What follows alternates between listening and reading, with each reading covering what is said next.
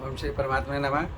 मैं प्रोफेसर हरि हृदय अवस्थी अपने परम पूज्य गुरु जी प्रातः स्मरणीय तत्वदर्शी गीता उपनिषद पुराण और वेद शास्त्र के विशेषज्ञ प्रोफेसर पंडित भगवत शरण शुक्ल जी के साथ में आप सभी का Awasthi Ayurveda anatomy yoga and spirituality channel पर हार्दिक स्वागत करता हूँ।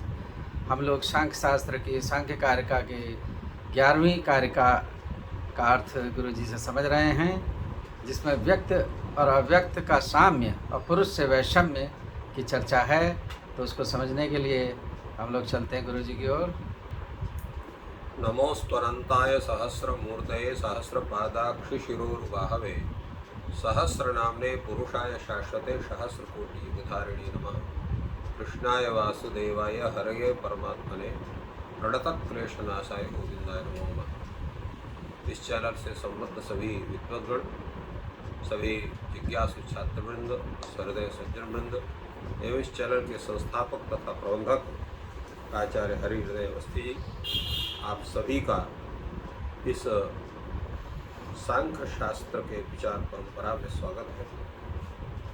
हम लोगों ने अभी तक 10 कारिकाओं पर विचार किया है और 10वीं कारिका में जो है वह प्रधान और जो बुद्ध्यादि हैं उनके साधर्म और वैधर्म पर विचार किया गया। संप्रति प्रधान और जो बुद्ध्यादि हैं उनके साधर्म के साथ साथ पुरुष के साथ उनका जो वैधर्म है उस पर विचार हो रहा है। ये इसकी व्याख्या के पूर्व आचार्य वाचस्पति मिश्र इसका अवतरण देते हुए कहते हैं, तद अनेन प्रबंधेन व्यक्त्यावक्योर वैधर्म्यम उक्तम संप्रति तयोः साधर्म्यम पुरुषाच्च वैधर्म्यम। अर्थात जो पूर्व कारिका है जो है हेतुमद अनित्यम अव्याविसक्रियम अनेकमाश्रितम लिंगम सावयवम परतंत्रम विपरीतम अव्यक्तम। तो इस 10वीं कारिका से व्यक्त और अव्यक्त, व्यक्त तात्पर्य बुद्धि आदि और अव्यक्त का मतलब प्रधान अर्थात प्रकृति, इनके वैधर्म को बताया गया। अब जो है जो ये अन्य कारिका जो आ रही है इसमें जो है प्रधान और बुद्ध्यादि का साधर्म तथा पुरुष का वैधर्म इससे बताया जा रहा है। त्रिगुणम अविवेकी विषयः सामान्यमचेतनम प्रसवधर्मी व्यक्तम तथा प्रधानम तद विपरीतस् तथा च पुमान्। ये कहते हैं कि जो प्रधान अर्थात जो प्रकृति है और बुद्ध्यादि जो व्यक्त है, इनमें ये इतने धर्म दोनों में एक साथ पाए जाते हैं। कौन है? त्रिगुण। अब त्रिगुण से सब कोई प्राय हम लोग जानते हैं कि त्रिगुण का मतलब क्या, तो सत्व रजतम। सत्व रजतम इन तीनों के जो फल है क्या है? सत्व का फल है सुख, रज का फल है दुख और तम का फल है मोह। तो इसमें यहाँ पर हम त्रिगुण से किसको लें? तो त्रिगुण से यहाँ पर जो है वो आचार्यों ने कहा कि त्रिगुण से जब सत्वाद त्रिगुण लिया जाता है, किंतु यहाँ पर त्रिगुण शब्द से यहाँ पर सुख दुख मोह इनको लेना चाहिए, क्योंकि ये उनके फलीभूत हैं। इसलिए इनकी व्याख्या करते हुए आचार्य वाचस्पति कहते त्रिगुणम इति त्रयो गुणा सुख दुख मोहा अस्य इति त्रिगुणम।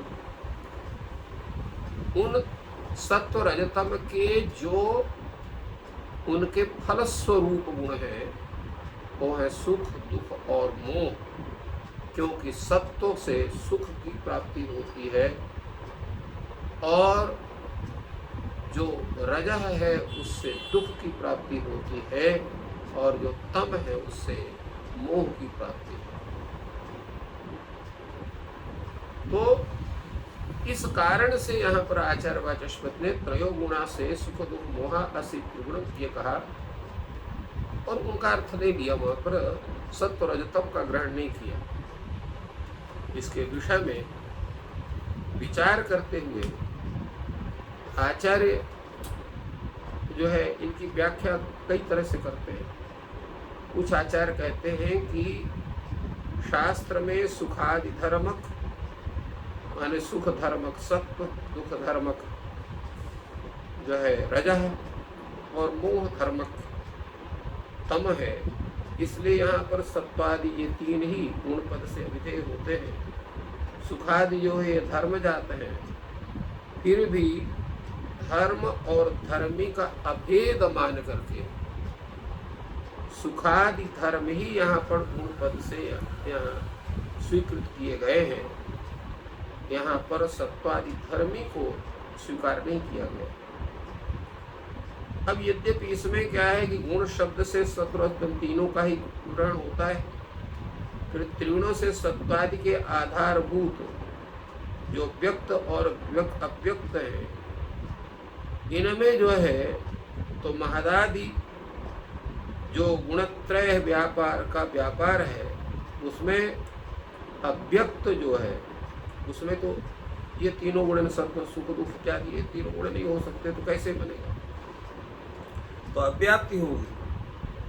तो गुण शब्द से सुखादि का ग्रहण करते हैं, तो यहाँ पर प्रधान के भी सत्वादि धर्म भूत सुखादि का आधार मानने पर यहाँ व्याप्ति नहीं होती। अर्थात तीन जो ये सत्वादि गुण है जिसमें रहते हैं वो त्रिगुण है। जब ऐसा व्याख्यान हम करते हैं तो उसका स्वरूप जैसे है वने वृक्षवत, वन में जैसे वृक्ष का व्यवहार होता है, उसी प्रधान में सत्वादि का अवस्थान होता है।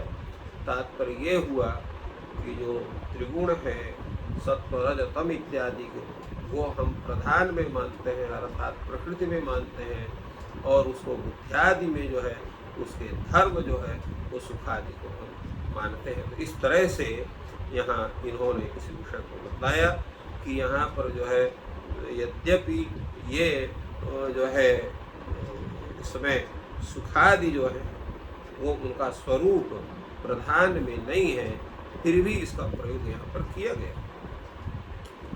तो त्रिगुणम त्रिगुणत्व और अविवेकी, इस सब में जो है अविवेक है, क्योंकि अविवेक से ही संसार की उत्पत्ति माना है। और ये सब क्या है? विषय है और सामान्य है, अचेतन है, प्रसव धर्मी है, क्यों किसी न किसी को उत्पन्न करते हैं, प्रसव धर्मी है। कौन कौन? व्यक्त, व्यक्त माने बुद्धि आदि, और प्रधान मतलब जो है प्रकृति, और तद विपरीत तथा च पुमान, और उससे विपरीत, दोनों से विपरीत जो है, अर्थात जो व्यक्त से भी विपरीत है, अव्यक्त से भी विपरीत है, ऐसा पुरुष है। क्योंकि पुरुष जो है वो निर्गुण है, विवेकी है, वो निर्विषय है, असामान्य है, चेतन है, अप्रसवधर्मी है, ऐसा उसका स्वरूप है जिसकी चर्चा आगे होगी। तो अभी केवल कारिका का ये अर्थ हुआ। अब इसमें जैसा अभी विचार में आया कि यहाँ पर त्रिगुण से सत्व रज तम का ही ग्रहण हो, सुख दुख इत्यादि का ग्रहण नहीं होना चाहिए, तो ये तो उसके धर्म है, उसके स्वभाव है सत्वादि के, तो इनका ग्रहण क्यों किया जाता है, इस पर बड़ा विचार कई लोग कहते हैं उसमें। परंतु के जो है अव्यक्त है सत्रस्तम, ये गुण तीनों गुणों का आधार नहीं है, तो इसलिए उसमें नहीं होता है। अभी तो तद्रूप या तदात्मक है, जैसा सत्वादि का धर्म जो है वो होने से ये सुख दुखादि जो तद्रूप हो जाता है। तो इसीलिए वहाँ पर सांख्य शास्त्र का जो सूत्र है, एते गुणा प्रधान शब्दवाच्या भवन्ति, ऐसा योग सूत्र है। तो उस योग सूत्र के भाष्य में वहाँ पर स्पष्ट है कि गुण शब्द से यहाँ पर सुख दुख मोह का अर्थ लेने पर व्यक्त तथा व्यक्त दोनों में ही त्रिगुण का पद घटित होता है, क्योंकि अव्यक्त जो है सत्व रजतम रूप त्रिगुणात्मक है, और सुख दोह क्रमशः सत्वादि के ये धर्म है, इसलिए अव्यक्त में आश्रित हो जाएंगे। भेद इतना ही है कि जो प्रधान है उसमें सुख दुख रूप आरूप से वो सत्व रजतम का प्रयोग होगा, इसलिए वो त्रिगुण हो गए।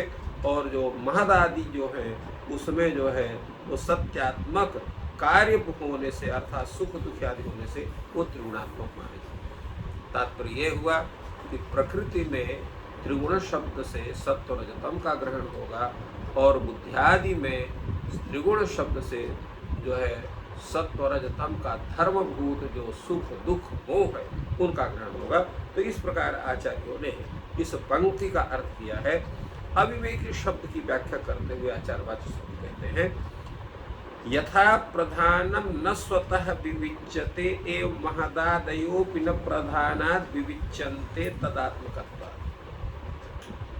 जैसे प्रधान है, प्रधान अर्थात प्रकृति, न स्वतः विविच्यते, जैसे वह जो है स्वतः प्रधान जैसे अपने से अभिन्न या अपृथक है, वो स्वतः उसका भेद नहीं बताया जा सकता है। उसी प्रकार जो महत आदि व्यक्ति हैं वो भी प्रधान से अभिन्न, इसलिए अविवेकी है। अविवेकी यहाँ पर विवेक शब्द जो है वो ज्ञान का मतलब नहीं है, यहाँ पर पार्थक्य का है। जैसे प्रधान जो है वो स्वतः किसी से वो भिन्न नहीं होता है, अपने पार्थक्य को नहीं बतलाता है। उसी प्रकार महदादि भी जो है वो प्रधान से पृथक नहीं है, जो प्रधानात्मक है, उसी के ही वो धर्म है, उसी से उत्पन्न हो रहे हैं। अथवा संभूय कारिता विवेकिता, संभूय कारिता, संभूय कारिता का तात्पर्य क्या हुआ?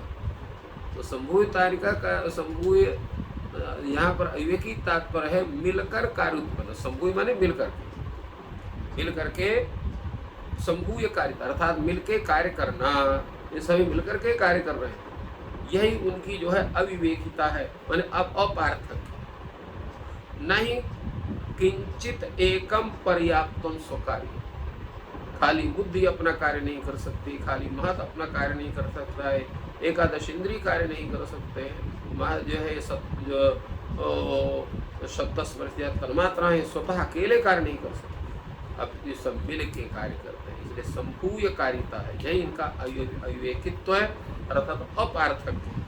तत्र न एकस्मात् यस्य कस्यचित् केनचित् संभवा, वहाँ पर खाली किसी एक से किसी एक का जन्म नहीं हो सकता, संभव नहीं, क्योंकि उनकी पूरी प्रक्रिया उस चैनल है जिसके कारण से उनका सबका एक एक का संबंध होकर के सब मिल करके कार्य को संपादित करते हैं, यही उनका संपूर्ण कारिता है। अब इसमें कुछ लोग अलग ढंग से इसमें विचार करते हैं।